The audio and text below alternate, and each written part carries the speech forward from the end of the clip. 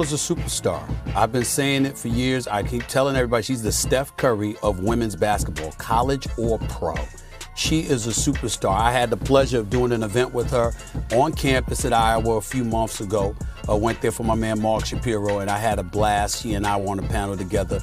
She's a wonderful, wonderful young lady, incredibly poised, but this woman is the nation's leading scorer, averaging 31.5 points per game, shooting 40% from threes. She's hitting at least 5 3-pointers per game. She is a simple $40 t-shirt stamped with a new logo for a WNBA player triggered a digital avalanche the moment the clock struck midnight. Nike's global infrastructure, engineered to process billions of dollars in annual transactions, buckled instantly under the pressure. Servers crashed. Systems froze. Checkouts failed worldwide. This wasn't a shoe controversy. It wasn't a Super Bowl commercial. It wasn't a limited sneaker drop engineered through hype.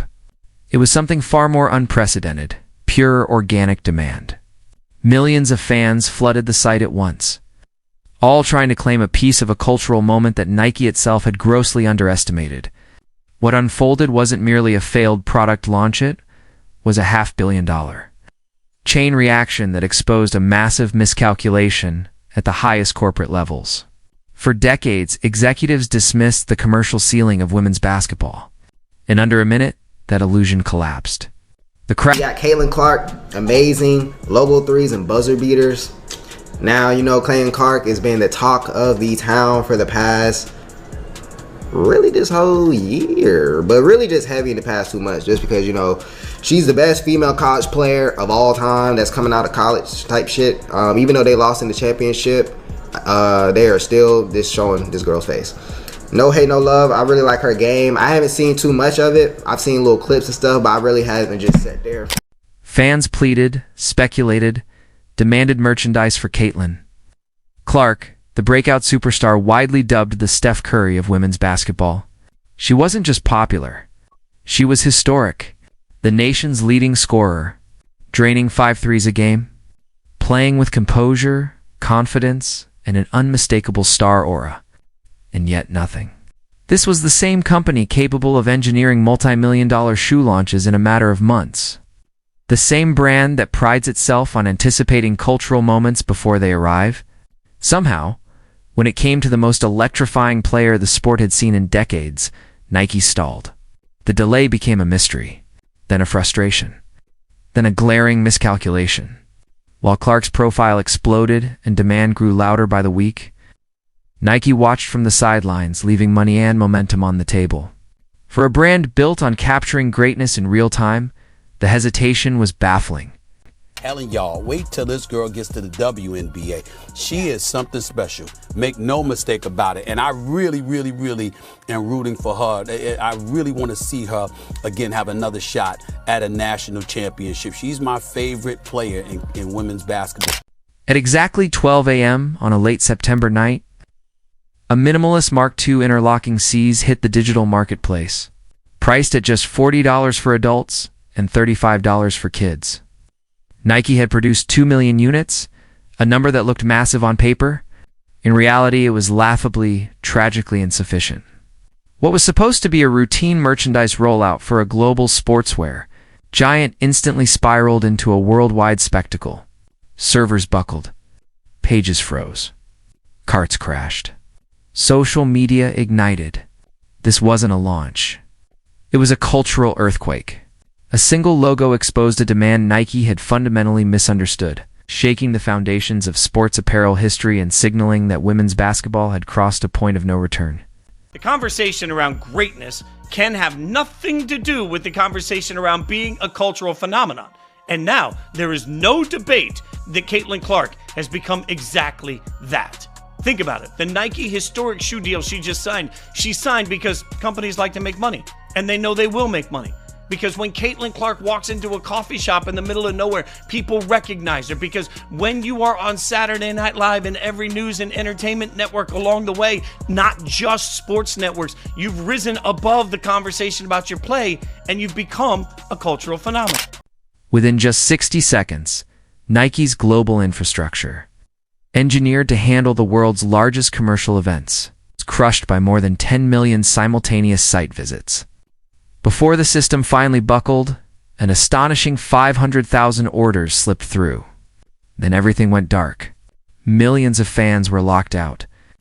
What began as excitement curdled into raw frustration, then hardened into something else, entirely an obsessive determination to get their hands on the product.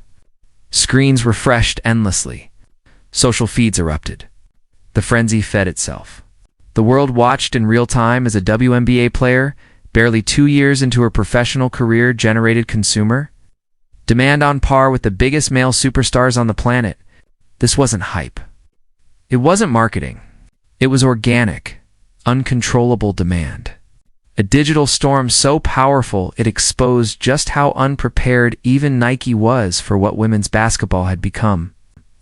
And watch an Iowa game when she was playing, or just sit there and like watch her full highlight clips, just whatever like great shot she shoots or whatever play she makes that's big, and it goes on Twitter or TikTok, whatever. I've seen it. But I want to give respect due to this, to her, because again, what she's doing is amazing. Like you ain't never seen no female do what she be doing, or no woman. So in that standpoint, I just want to show love and just see, what's going on, like see what type of shots and like just the craftiness that she got. As America slept, Europe woke up to the exact same broken pages, frozen checkout screens, and locked out fans. Hours later, Asia followed in. The chaos only intensified. In Japan, Clark's popularity translated into something tangible. Fans physically lining up outside Tokyo retail locations, hoping brick-and-mortar stores might succeed where Nike's servers had failed. In China, the response was even more revealing. Within hours, Clark t-shirts began appearing on resale platforms for $3,000 or more. It's an absurd markup that instantly exposed the scale of unmet demand. This wasn't speculation. It was pure market reaction. Scarcity met obsession, and the price exploded. Nike hadn't just underestimated U.S. interest, they had completely misread the global moment. 3 continents, millions of consumers, zero preparedness. Make the argument right now that Caitlin Clark has become the Taylor Swift for all of women's sports. She's easily recognizable in everything she does, and it's turning new generations of fans to her. It's bringing new generations of women and men to sports that maybe they weren't covering before. It's getting a level of interest that is far beyond the game that's being played. We can continue to debate the career process for Caitlin Clark and what's going to happen. But what this shoe deal proves to all of us and reminds all of us is that there are sometimes some people are larger than any one particular game that they play. Caitlin Clark has accomplished that already. Secondary markets erupted, transforming digital chaos into cold, hard cash. Bots and resellers moved instantly, flipping the limited merchandise at markups exceeding 250%. One overnight reseller reportedly cleared $50,000 from this single drop. A stark illustration of the massive financial vacuum Nike left by dramatically underestimating demand. Even Wall Street couldn't ignore it. Nike's stock jumped 8% in pre-market trading the very next day, signaling that investors understood exactly what had happened. This wasn't just a successful t-shirt. It was proof of a powerful, untapped economic engine. This moment wasn't about apparel. It was about validation. A WNBA player had triggered market behavior normally reserved for global male superstars. The demand was real, the money was real, and the message was impossible to ignore. A new economic force had officially arrived, and it caught the biggest brand in sports completely flat-footed.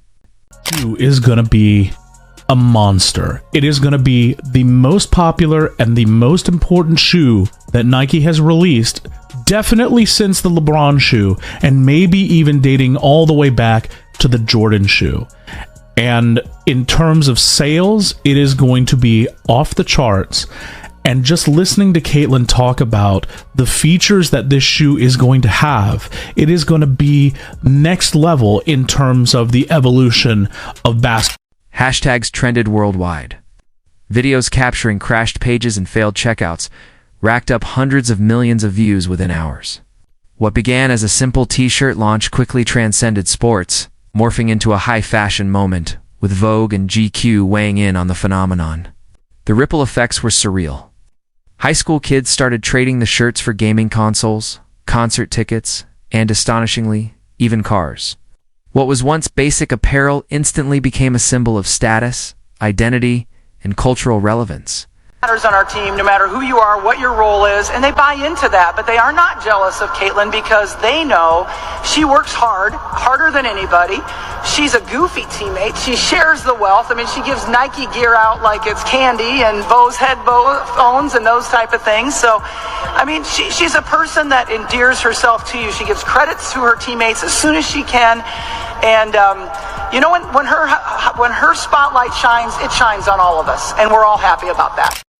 Caitlin Clark had achieved something that went far beyond sports. Almost overnight, comparisons began to emerge. Many argued she had become the Taylor Swift of women's sports. Instantly recognizable, she was pulling in entirely new generations of fansmen and women alike into games they had previously ignored.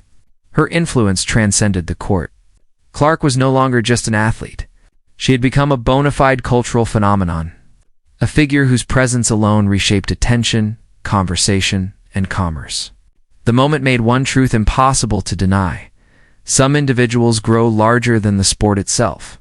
Caitlin Clark, the girl just made $28 million with Nike. She's getting a signature shoe. Unfortunately, she is still left to deal with all of the critics. Now, why are there critics? Well, because Caitlin Clark is white. Here's a USA Today writer. His name is Mike Freeman, and he put up this post. No black WNBA players have a signature shoe. Jamel Hill, who always likes to make a big deal when it comes to race, she's whining that Caitlin Clark wasn't deserving of the shoe deal. It's easy to see why Caitlin Clark was the one chosen to have the shoe deal. Nike is just not handing out shoe deals to anybody regardless of skin color. This isn't a black or white issue. This is the marketability. Nike scrambled, realizing the scale of its mistake in spectacular fashion. The initial 2 million units disappeared in just 3 hours. Within moments, emergency production orders for 5 million more were placed. Shipping companies were pushed into overdrive, operating at quadruple capacity, while factories across Southeast Asia were forced into grueling overtime shifts. The logistical nightmare was global. But with every passing second, opportunity evaporated. Each delay represented lost revenue, lost momentum, and another reminder of how badly Nike had misjudged the moment, not the product. Not the athlete, but the sheer cultural gravity of women's basketball. This wasn't a supply chain failure. It was a failure of imagination. If you're looking at the amount of views, I'm looking at Nike right here on my phone on Instagram. Caitlin Clark ad has 30.3 million views. Like, the only comparable view, anything view-wise, in the last... I'm just trying to think what has had more. So, since Caitlin Clark's very first reveal,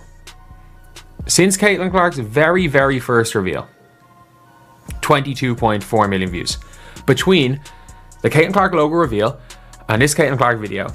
The financial tremors quickly spread across the entire sports industry. By October, Nike unveiled the full Caitlin Clark merchandise lineup, and the results were staggering. Hoodies alone generated more revenue than the combined merchandise sales of 12 WNBA teams. Soon after, Nike's quarterly earnings report confirmed the shockwave, a 15% revenue increase. With executives explicitly citing the Clark collection as a major growth driver for the $50 billion company, this wasn't a temporary spike or lucky quarter. It was seismic, undeniable proof that the market had permanently shifted, and that women's basketball had crossed into an entirely new economic reality. When this shoe is released, it's going to be an atom bomb in terms of sales. It's going to be an atom bomb in terms of celebrities and athletes wearing them on the court.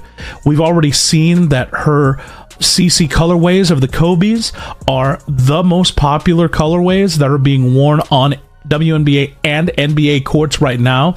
This is only the beginning. Once Caitlin's shoe comes out, it is going to be massive. Competitors were caught completely flat-footed. Adidas reportedly convened emergency meetings, scrambling to diagnose what they had failed to see. Under Armour's stock dipped as investors questioned its stalled women's strategy. Reebok executives were said to be stunned by their own lack of foresight. While Puma demanded internal explanations for why its women's basketball line lagged so badly, across the industry, one question echoed louder than the rest. How did Nike almost by accident ignite a global firestorm with a single WNBA athlete and a $40 t-shirt, unleashing a cultural and commercial force that even they never saw coming? I'm not gonna lie, I think we're looking at Caitlin Clark's ad being one of the more viral things we've seen in a long time.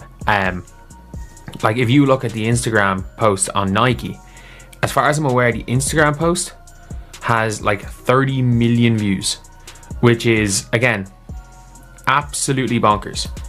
Which is bonkers. It is bonkers to see that many posts, that many things from obviously Nike, that many views with Nike. Caitlin. The straightforward answer was Caitlin Clark herself, but the implications went far beyond a single athlete.